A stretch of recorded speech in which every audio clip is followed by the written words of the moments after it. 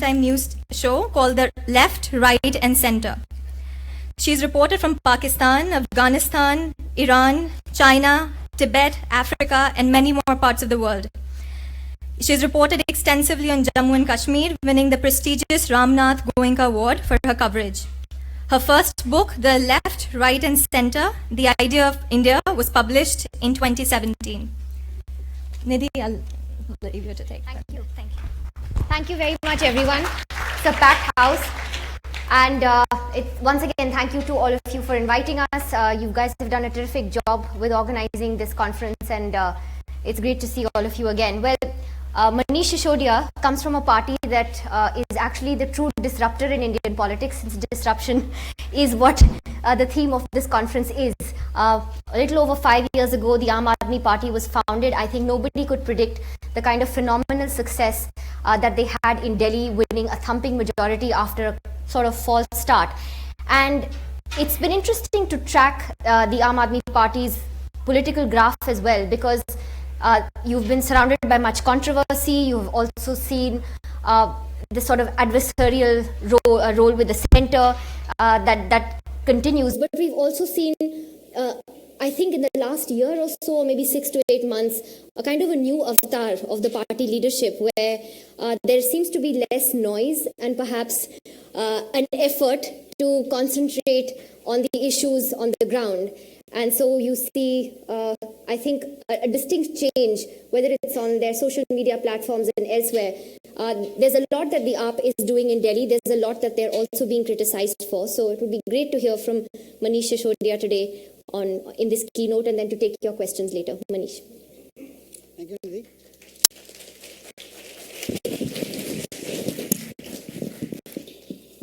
A very good evening to all of you.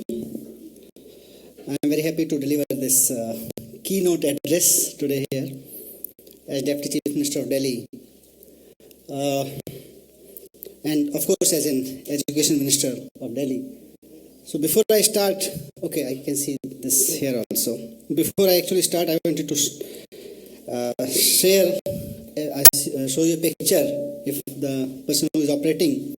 Okay, can anyone of you guess what this picture is about?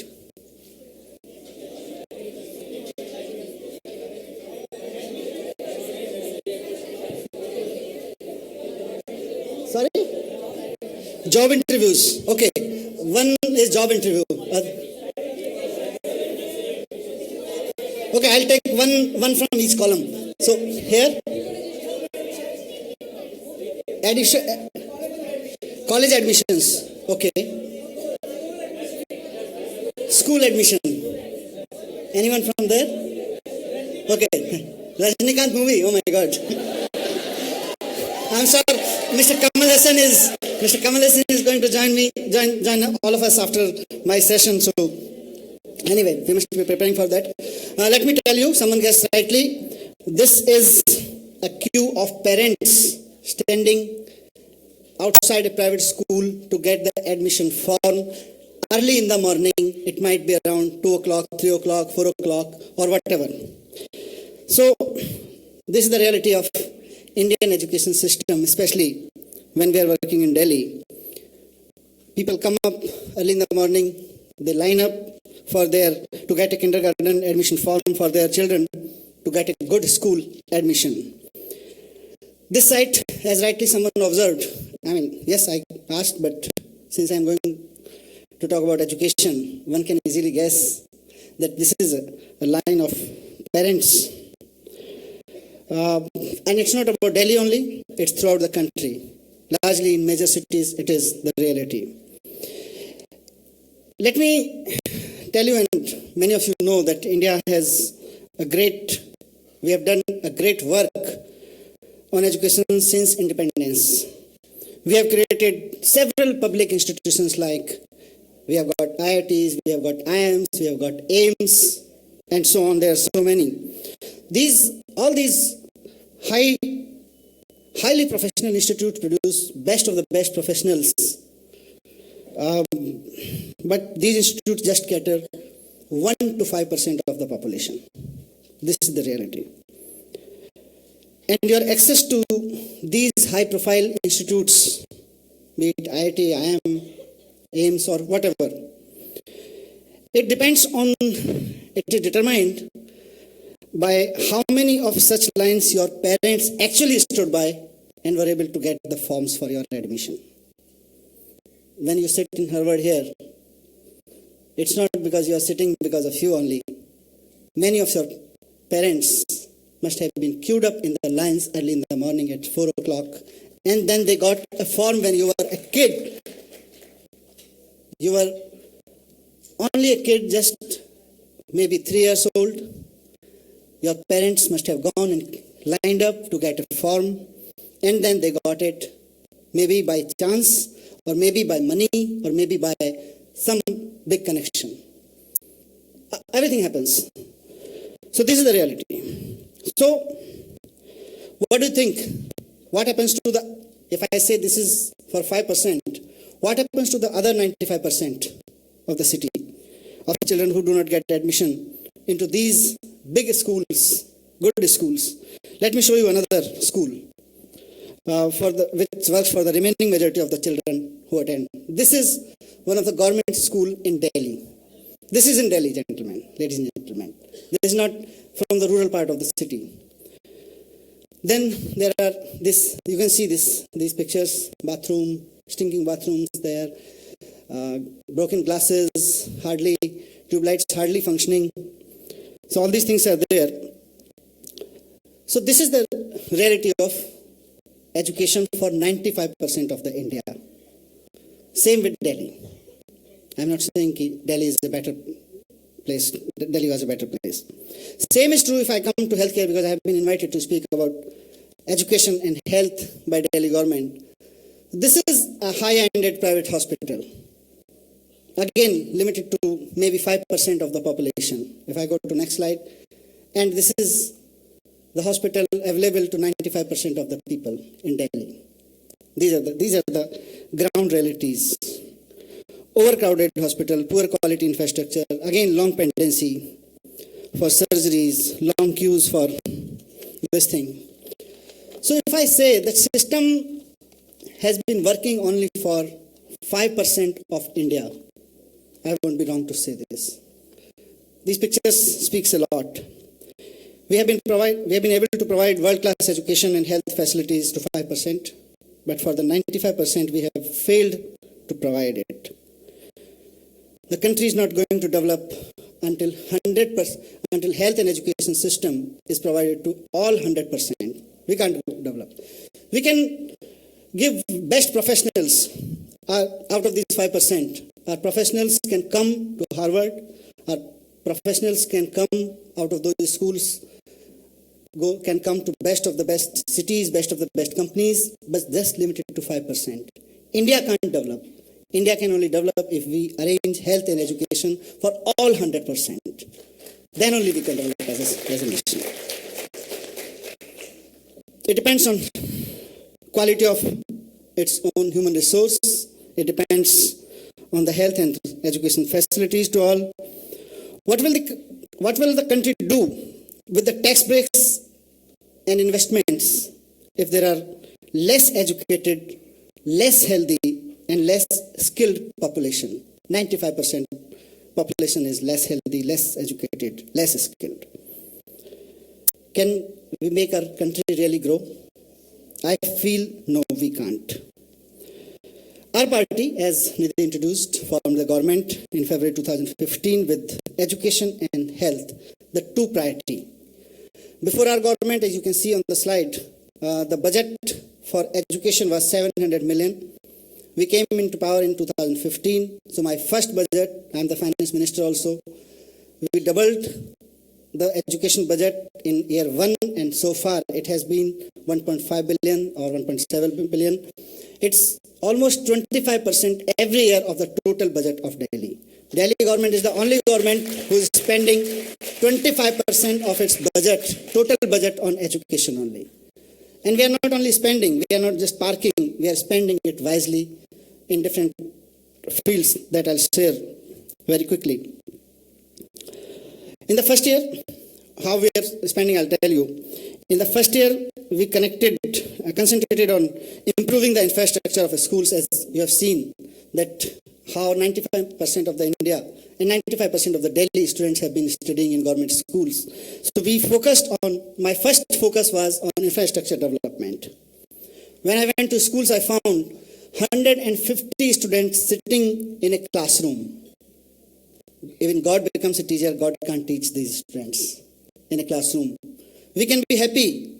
One of our education minister or maybe some other officers can come to Harvard and tell you that, look, gentlemen, we have passed this Right to Education Act in our country, where we have mandated that we'll have one classroom for every 40 students. We'll have one teacher for every 40 students.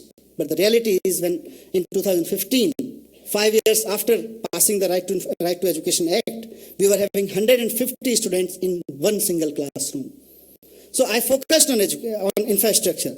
We started investing the money, and as you can see in some of the next slides, you can show the pictures. Yes, these are the new classrooms that we are coming up with. 8,000 classrooms have been added. This looks like a good private school classrooms then. Then these are the clean washrooms that are being provided. Yes, this is a government school. Then I'm not saying we have 1,000 schools. All government schools are not having these world-class facilities, but yes, we are developing world-class facilities like sports, classrooms, laboratories. This is a good picture. Can I request the person who is technically holding it, hold it. Before and after. This was a government school classroom earlier, and now after we have worked on it. Then next slide we can go. Same, these are before and after pictures of the same classrooms. These are the halls, assembly halls, meeting halls, auditoriums we have developed into Delhi government schools. Yes, these are. This is a very interesting slide I wanted to show, that when many of our volunteers took the pictures and posted, someone said, no, you have taken a Singapore picture, you have just done some Photoshop and posted here. So these are the real. So it's why I have taken this as my presentation, part of my presentation, because this seems to be unbelievable. In 3 years, government schools are really shining in Delhi, and these are real pictures, gentlemen, ladies, gentlemen, these are not fake ones. So this is the work that was stage 1. Stage 2 is very important, because even I usually say that even if you hire a 5-star hotel or a Raj Mahal for making a school, you can't provide good education. For good education, you need teachers, and good teachers. Good means motivated ones. Good means well prepared to their subjects. Those teachers who love reading, teaching, learning, who are ready to learn from the students. So we have started this last year. After 1 year, my initial 1 year was for this. So what we did was, we asked our teachers itself, because Pratham, all of you must be aware about those who are interested in education, that Pratham is a pioneering NGO in India, and they keep doing a lot of studies about government school functioning. But we did this study ourselves. We asked our teachers that you do the test. And they themselves found that in their own classes, 74% of the children in class 6 were not able to read their own textbooks. So we started working on it. We classified the age level appropriation learning groups. We classified them and we named it challenge, the Chunauti. In Hindi we named it Chunauti. Chunauti means we'll make sure that every child can read its own textbook, at least to begin with. That was a challenge. For 1 or 2 months we kept working on those who were not able to read. And after 2 or 3 months of this whole challenge Chunauti exercise, I can say we increased this to, on other side it was like 26%, we came to 46% kids were able to read their textbooks. So it was a matter of focus on reading and reading abilities. We focused on it and we delivered it. So this is another thing that we developed. But one more important thing that we did was parent-teacher involvement. Parent-teacher meeting was the first initiative that was taken. Earlier, parents used to, I don't know if they used to avoid, because that's what I used to hear from the department. We call them, they don't come. But when we did a mega parent-teacher meeting, this was first time in Delhi government school, I was criticized that you are making a lot of advertisement, you are spending a lot of money on an event like PTM, which is so obvious in every school. Yes, we did. We spent a lot of money on advertisement. But those advertisements made parent-teacher, the first mega parent-teacher meeting in Delhi government school, a happening place in the city, a buzz in the city. Every person who was listening radio used to think, Mera bacha padhta hai, I'll go to school. Yeah, everyone used to tell his driver, maid, aapka bacha government school mein hai na, please make sure you go to the school for PTM. So this was the buzz created around, and 90% of the parents attending in one single day, all PTMs, in all schools. I asked the students, what makes you benefit? What makes you good about PTM? One girl told me, I usually go to school in the morning and I ask them that, should I stop this PTM if you are not happy? No, sir. Why? What is the benefit? One girl stood up and told me, sir, मेरी mummy ना मुझे जब से PTM हुई है उन्होंने काम पे लगाना बंद कर दिया है. उनको लगने लगा है क्योंकि मेरी टीचर ने बताया है I am good at study, so now she feel I should continue my study. She didn't pressure me to do my regular work at home. This is one insight coming from. I personally went to many PTMs. I am famous for my surprise visits. I've made lots of visits. So during PTM also I went to some schools and I found this lady teacher was talking to a parent and I just observed what was the conversation going on.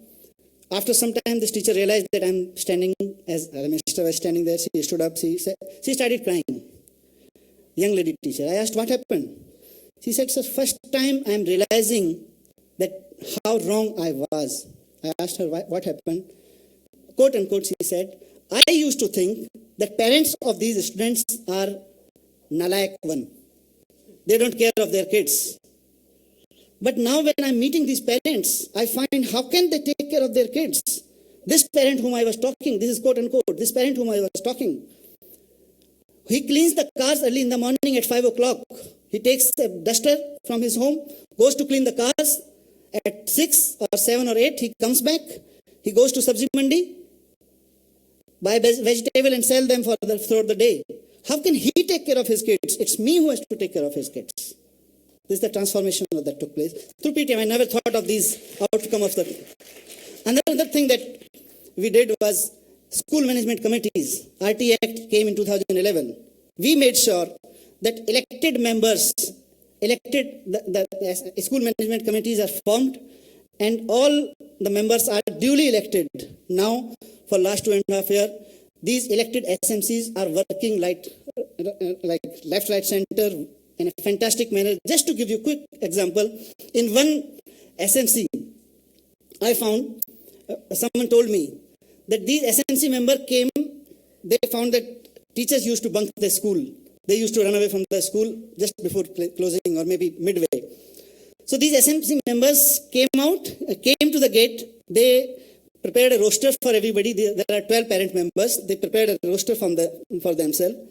Every day, 1 or 2 parents used to come out, sit at the gate, lock the gate from outside for 1 month. This happened. But on the other hand, how proactively these SMC members were working, school management committee members were working, that in one school the principal told me that because of failure of government, which is me also, we were not able to provide a teacher in a school for particular reasons. And these SMC members got together. They requested one of their friend who was economics professor at DU. They personally requested him, can you teach our student? They're going to examination next month. And this DU professor agreed, DU economic professor, Delhi University economics professor agreed. He came to our school on request of SMC members without knowing us, without knowing the directorate. He made sure that he covered the syllabus for the students of class 12 and the students entered into exam. So these are the empowering situations that we are creating for parents. But good infrastructure, active parents, and of course keen students, but we need motivated teachers. So here working, we thought that if I want our teachers should deliver world-class education system, we have to tell them what the world is. So we started working on that. We are sending our Delhi government school teachers to Finland, to Cambridge. Next month, there is a group coming to Harvard also at Education Department. We are sending them to Singapore. When we took this initiative, it was government funded only. Everything is being funded by government. But because of these initiatives, some of my teachers got so motivated that they started applying on their own for different scholarships, fellowships. This was happening first time. And believe me, this year, 6 of Fulbright scholarships on education in India, all the 6 have been given to Delhi government school teachers. So motivation comes after the ambience is being changed. And let me announce with pride that one of my Fulbright scholar is sitting here. She was in Boston when I came to Harvard. She's Anju Pathak. She is the teacher who has got Fulbright scholarship. She is one of our mentor teacher. We have initiated another thing that we invited self-motivated teachers to work upon 5 schools, each 5 schools. So Anju is one of the mentor teachers who has worked for 5 schools regularly apart from what she was doing. It was sort of voluntarily. We gave them specific trainings also. But as she told me this morning only, that she got this scholarship because she worked for 2 years as mentor teacher. So this is the level of inspiration of teachers. Now things are moving forward in Delhi education. And things are improving. So infrastructure to cleanliness, to teacher motivation, to parents involvement, everything is happening. But this is just beginning. I'm not saying everything is solved. Government schools can deliver. I don't believe in comparing private school vis-a-vis government schools because all the kids belong to Delhi. All the kids belong to parents of the people of Delhi. But still, a significant change is that in many of our government schools, we have found people transferring their kids from private schools, highly paid private schools, to government schools because education in all our schools is free.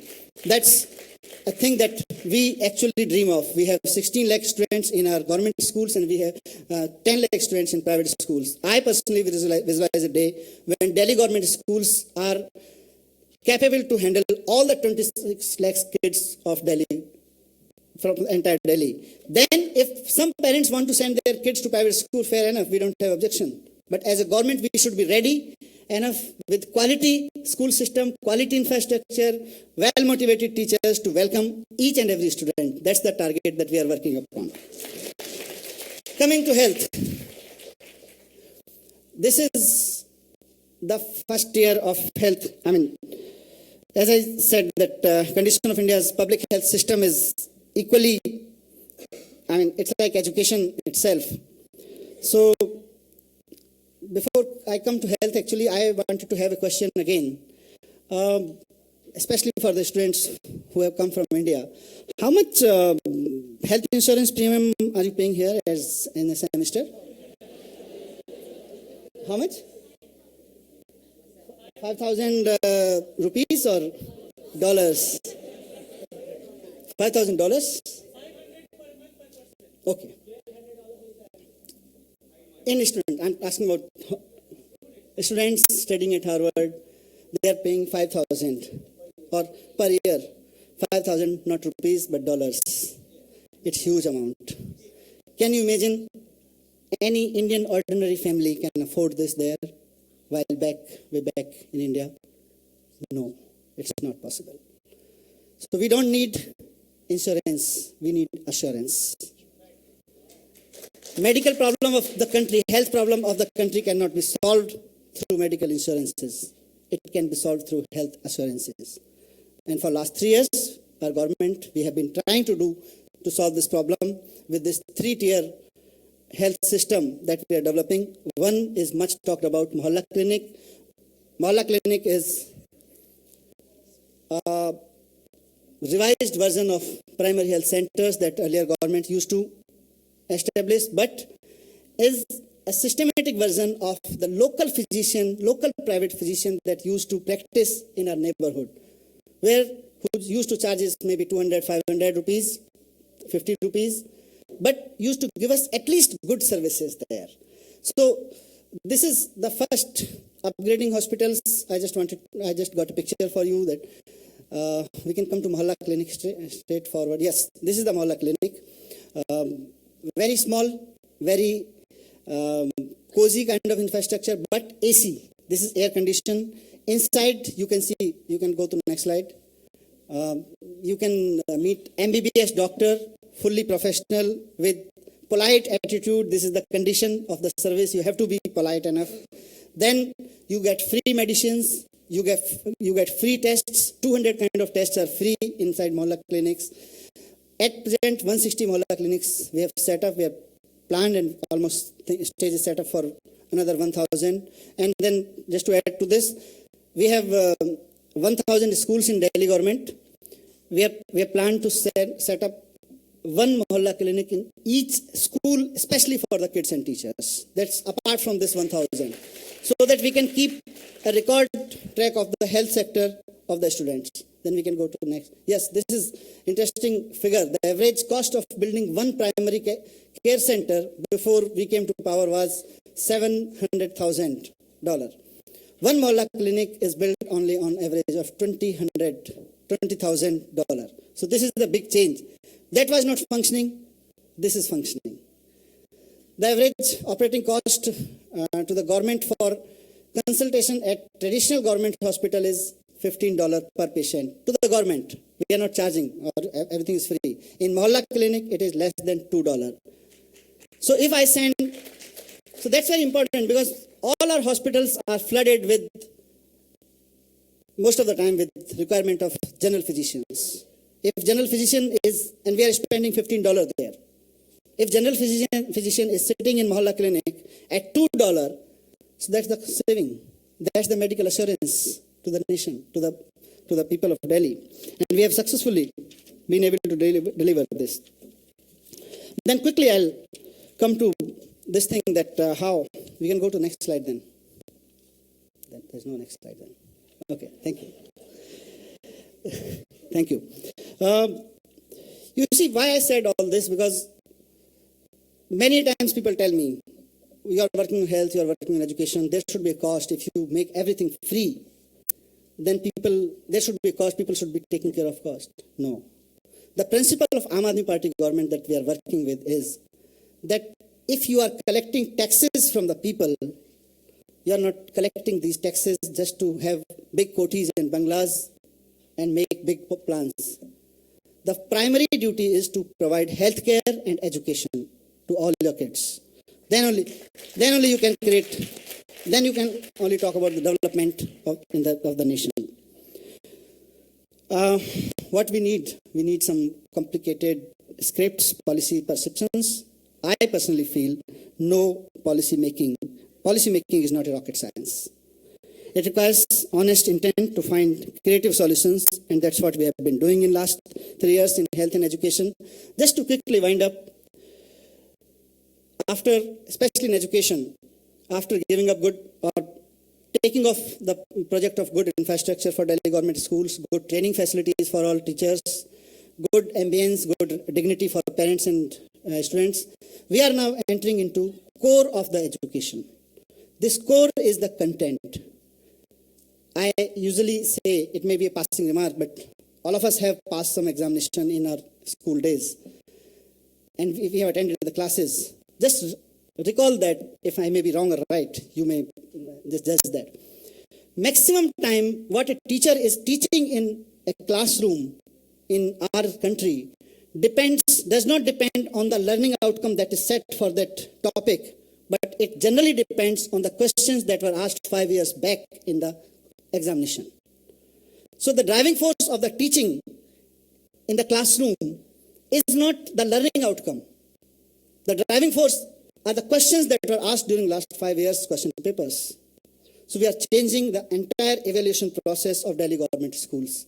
We have trained our question paper setters.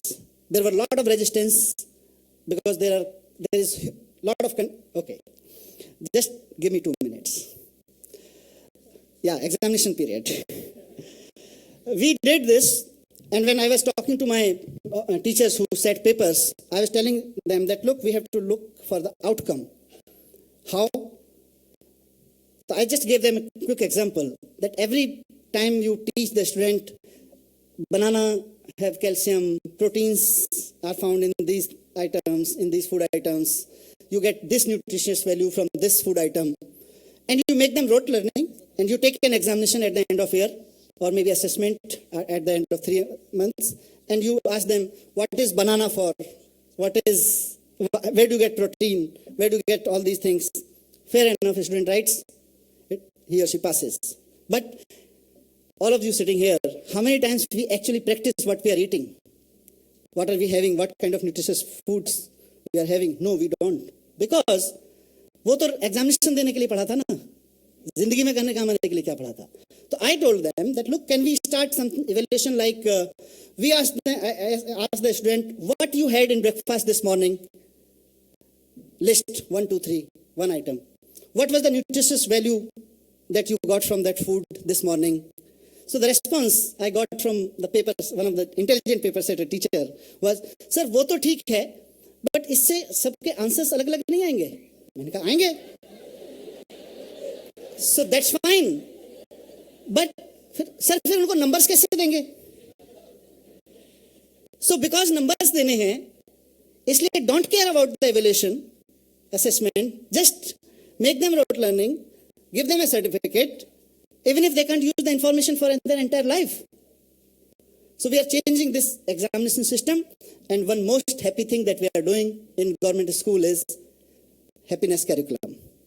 We are introducing happiness curriculum for nursery to class 8 to begin with, and this curriculum will develop. We are preparing this curriculum with the aim of developing critical thinking, self-confidence in these students, and I hope that now when we have good infrastructure, now we have good motivated teachers, we'll be able to deliver happiness, not to the student, but to the nation, and to the society. So here we end. What next? Happiness is the next. Thank you very much.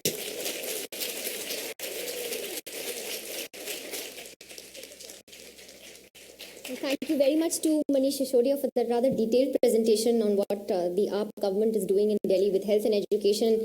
And they're often criticized for a lot of things, but I think that by and large people would say that these are two sectors in which they're really trying hard to make a difference. We just have a few minutes left, so I'm going to be very un-TV journalist-like and let you guys ask the questions because there is just 10 minutes or so left. Yeah, okay. Can we get a mic? Is there a mic here, or can you go back and so that everyone can hear your question?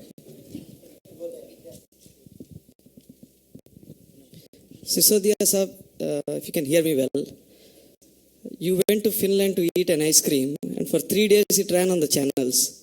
And now you are wearing the red shirt and this pant. Every time I see you on a red shirt, you look different than other politicians. My question to you is, what is that you've put in the presentation, which a lot of them I didn't know about it. Why is that this message is not passing on? Because I come from Andhra Pradesh. It's unbelievable stuff.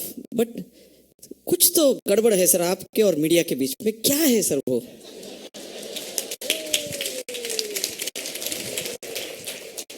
मेरे और media के बीच में यही गड़बड़ है कि जब बोलना होता है तो माइक थोड़ा देर से मिलता है. Anyway, yes, I agree with you that when I went to Finland, just to understand their education system, I also felt sad about it, that my Finland visit was being shown to the nation that, look, Mr. Minister, you are having ice cream and gala dinner at a friend's house. But anyway, media is interested in my ice cream. I'm happy. I love ice creams. And still, I don't know, these are my friends also, but if they are interested in those pictures, after this we'll go to have ice cream on some good ice cream corner, so that you can have a good primetime debate. Manish Sisodia having ice cream at the Harvard gate. But believe me, my passion is Yes, I love ice cream, but my passion is education, and I'm working for it. And the message I know is being delivered to the parents. That's what, and it's happening. If my teachers on their own have started applying for Fulbright scholarship, not only they have started applying, they are coming here, they are studying in top US universities and schools for 40 days. I'm earning a lot. Don't worry. Hello.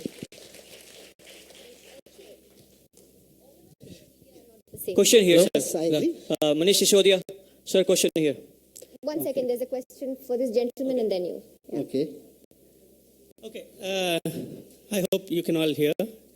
So, Mr. Sisodia, I wish you would take classes for all the education ministers of the country, of different 28 states, how to run the education ministry. I wish that could happen someday, and other state education ministers could get some rub off from you and transform their government schools the way Delhi is doing. Fantastic job there. Basically, I'm a hobby writer myself. I mean, when I started to know about. What's your question, please? Yeah. You just have 2 minutes left, so. Okay. Yeah. So yeah, I mean, all in all, I mean, you're doing a fantastic job on the education sector. Okay, yeah. Okay, so you have a comment, not a question. I think it's because we just have 3 minutes left. The gentleman there, and then sir, you'll have to go to the mic there. Yeah, Manish Sisodia, I have question and I have doubt. That is about your growth of your party. You are doing fabulous, but I want you to go further to different states. But for that, you need people, and you need more people to grow. But irony is that the people are going away from your party. And I have list of people: Yogendra Yadav, Anand Shah, Shanti Bhushan, Prashant Bhushan, Anjali Damania, Meera Patkar, Justice Santosh Hegde, Vinod Kumar Binni, Sajia Ilmi. So, sir, how you tackle this kind of thing? The people are going away from you. We want you to grow. Thank you for having concern for Aam Aadmi Party. My concern, brother, is my nation, not my party. Party will come and go. I am worried about the nation. The day I start working on party, I'll save my party. But look, then I won't be able to work on education. There are foolproof, fantastic, developed, united parties in our country. But are they delivering on education? Are they delivering on health? No. I'm happy by delivering on health, by seeing accusations and left, right, center hammering. You are not able to handle your party. Thank you very much. Party को बाद में देख लेंगे. अभी तो देश की चिंता कर लेते हैं. Hello.